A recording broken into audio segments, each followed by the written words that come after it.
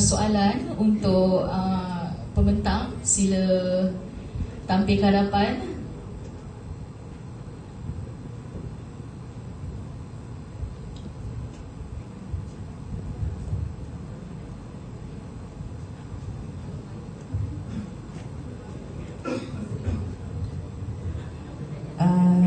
Tahniah ya kepada Cikgu Fatimah.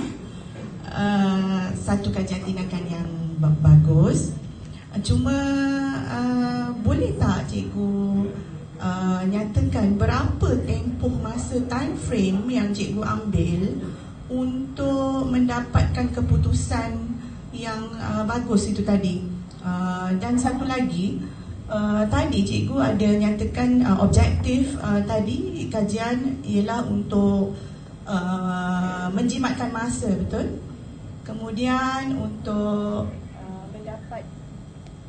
mendapat jawapan yang betul lah.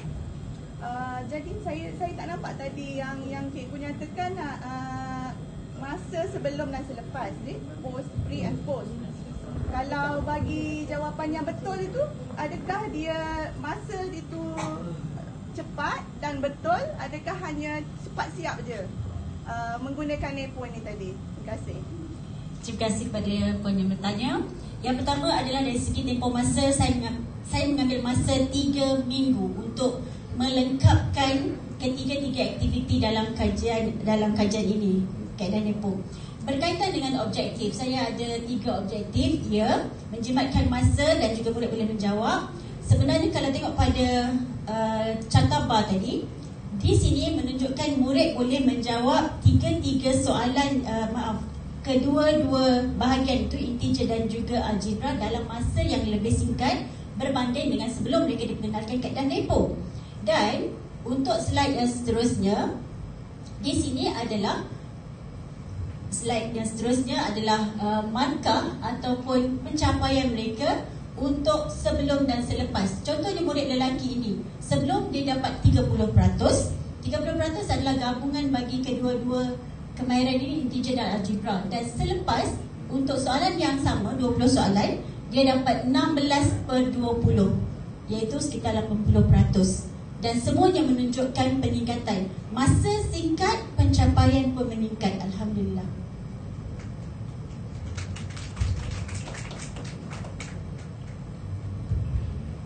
Ada soalan lagi?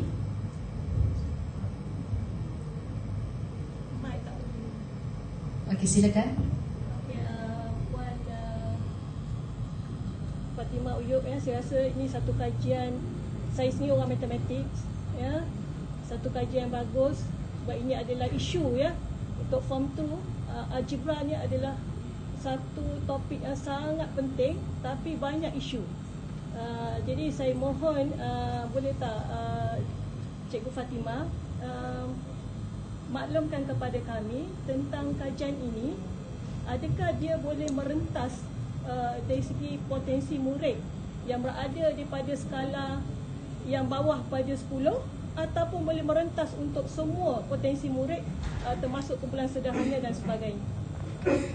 Terima kasih Puan. Untuk soalan itu, sebenarnya inilah kajian yang saya buat ni. Kenapa saya pilih 4 responden? Kenapa bukan satu kelas? Sebenarnya saya pilih 4 ni adalah 4 yang paling bawah dan paling berisiko. Saya nak uji adakah kaedah Nepo saya ni berkesan untuk murid yang paling bawah itu. Maka saya kira sekiranya ada guru yang sudi untuk menggunakan kaedah ini dalam kelas mereka, tidak ada masalah untuk murid lain pada paras rendah ataupun sederhana untuk memahami tentang kaedah Nepo, dan mereka boleh gunakan daripada algebra, daripada integer, selesaikan integer, barulah bergerak ke algebra dan bolehlah selesaikan yang lainnya.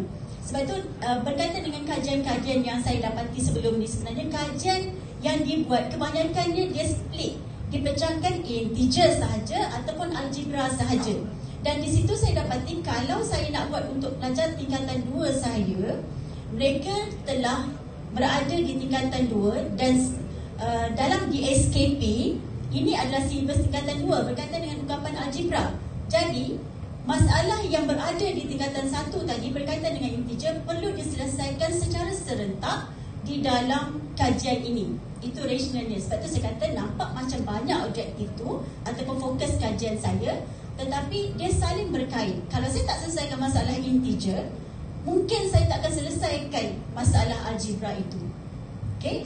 Dan sebenarnya untuk di sekolah saya sendiri, setiap kali saya masuk relief mana-mana kelas, selalunya inilah antara bekalan saya. Kalau saya masuk kelas form 1 ke, form 2 ke, hatta form 3 sekalipun, saya cuba test, saya cuba lihat dulu kemampuan mereka dalam integer, dalam algebra. Dan sekiranya saya dapati kelemahan di situ, maka saya akan terus ke kaedah NEPO. Setakat itu dulu. Terima kasih diucapkan kepada peserta pertama kita pada pagi ini, Cikgu Fatimah binti Haji Oyu.